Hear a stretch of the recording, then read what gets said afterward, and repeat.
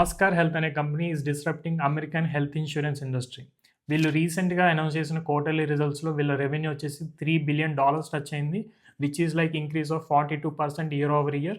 And also వీళ్ళ members చూసుకుంటే ప్రస్తుతం 2 మిలియన్ మెంబర్స్ అయితే ఉన్నారు. వీళ్ళ మెయిన్ డిఫరెన్షియేషన్ పాయింట్ ఏంటి అంటే ఏఐ. సో వీళ్ళకి ఒక full stock AI based platform ఉందన్నమాట. సో వీళ్ళు క్లెయిమ్ ప్రాసెస్‌కి గానీ, లేకపోతే కస్టమర్ కేర్ సపోర్ట్‌కి గానీ, ప్రివెంటివ్ కేర్ గానీ, లేకపోతే పాలిసీ అండర్ రిటర్న్స్‌కి గానీ, సో అన్ని చోట్ల వీళ్ళు ఏఐ వాడడం వల్ల వీళ్ళ ఆపరేషన్ కాస్ట్ అనేది తగ్గించుకుంటారు. సో వీళ్ళు క్యాష్ ఈక్వలెన్స్ చూసుకుంటే $3 బిలియన్ ఉంది. So which is almost equal to their market cap. So ఇంత మంచి బ్యాలెన్స్ షీట్ ఉండి and they have also good growth.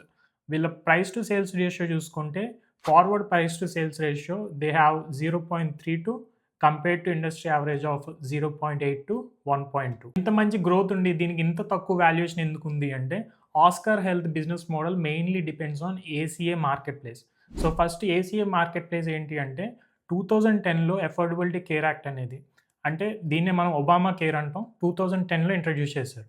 So దీని మెయిన్ థీమ్ ఏంటి అంటే నేను నాకు ఒక ప్రీ ఎగ్జిస్టింగ్ కండిషన్ ఉంది. లెట్స్ సే నాకు డయాబెటీస్ ఉంది, లేకపోతే క్యాన్సర్ ఉంది. సో నేను ఇన్సూరెన్స్‌కి అప్లై చేస్తే వాళ్ళు నా ఇన్సూరెన్స్ అప్లికేషన్ రిజెక్ట్ చేయొచ్చు.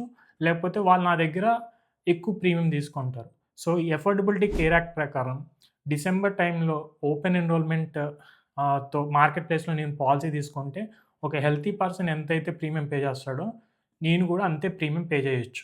అయితే బైడెన్ 2021 నుంచి 2025 వరకు on top of this ACA subsidies extended subsidies అనేది అనౌన్స్ చేశారు. దానివల్ల లో ఇన్‌కమ్ లెవెల్ వాళ్ళకి ఈ అఫోర్డబిలిటీ, హెల్త్ కేర్ అఫోర్డబిలిటీ అనేది ఇంకొంచెం పెరిగింది. సో ఈ ఎక్స్టెండెడ్ సబ్సిడీస్ వల్ల ఇంకొన్ని బెనిఫిట్స్ అనేది వీళ్ళకి ప్రొవైడ్ చేశారు.